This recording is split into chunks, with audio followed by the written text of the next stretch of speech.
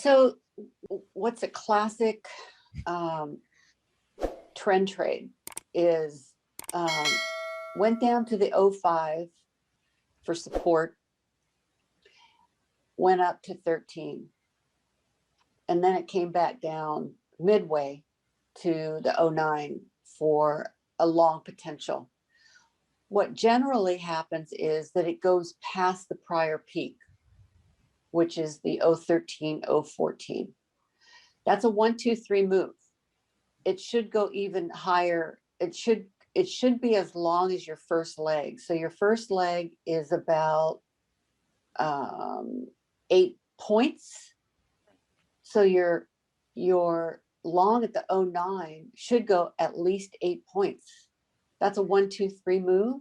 Classic in trend trading and delicious. You can get a lot of coins knowing that and trading that way.